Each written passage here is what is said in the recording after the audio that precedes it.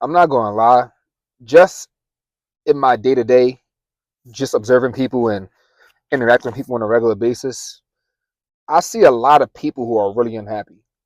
And honestly, 100% you can't really tell, but if you can read energy and, read signals in between somebody telling you, okay, I'm unhappy, you just see a lot of people just kind of miserable with their lives. A lot of people, you could just tell that they're just trying to survive each and every day, or some of them even gave up.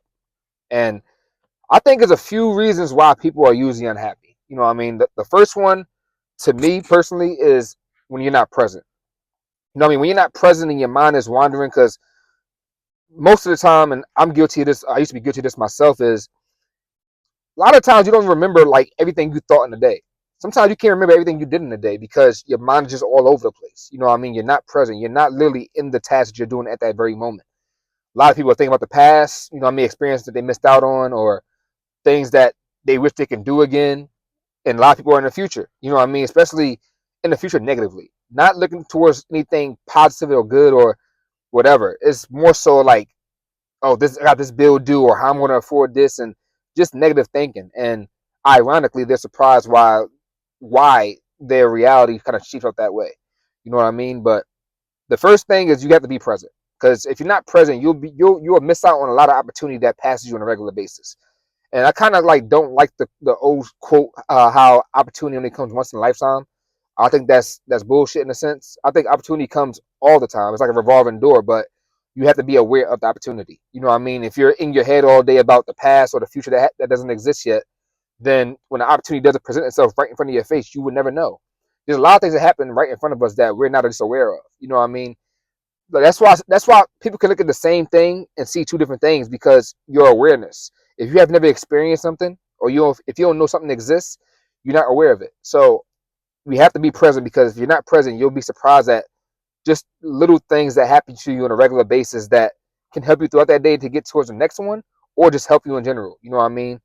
And point one kind of leads me to point two. A lot of people are more focused on what they don't have rather than what they have.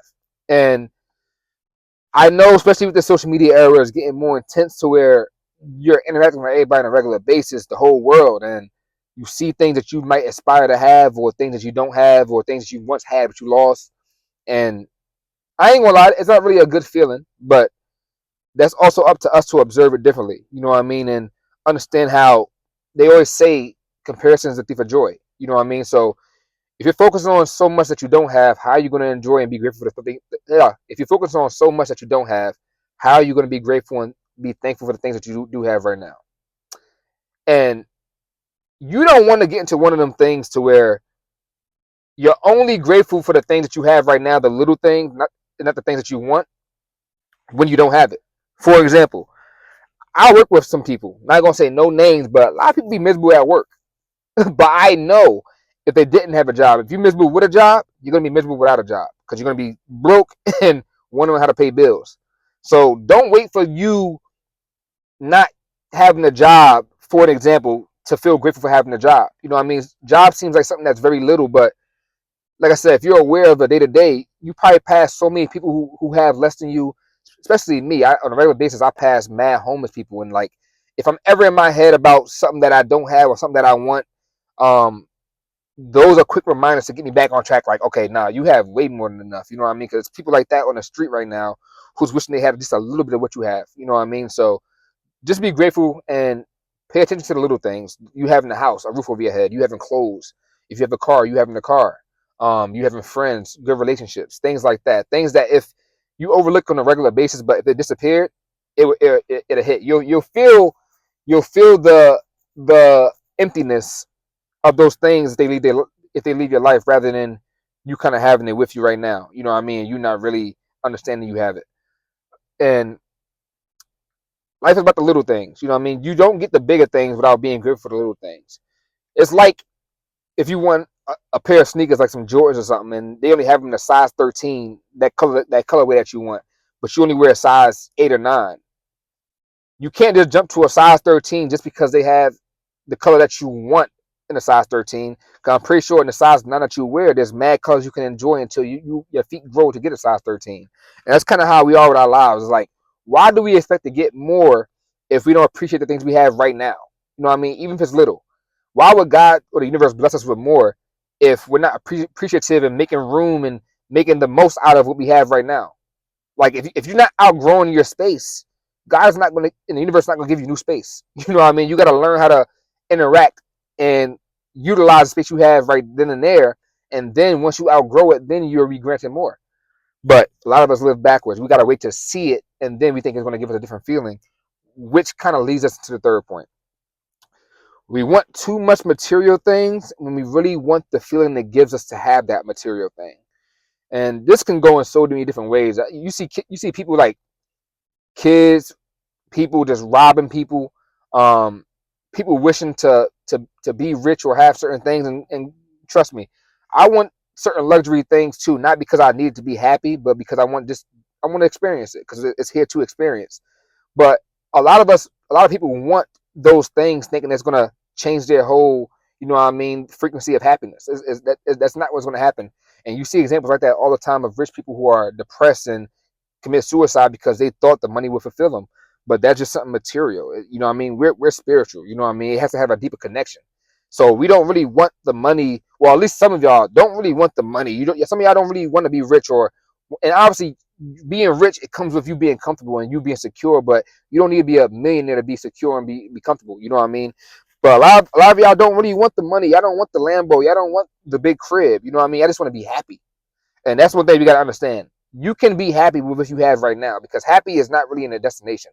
Happy is not, okay, I'm going to get this one thing and it's going to make me happy. No, you can find happiness in everything.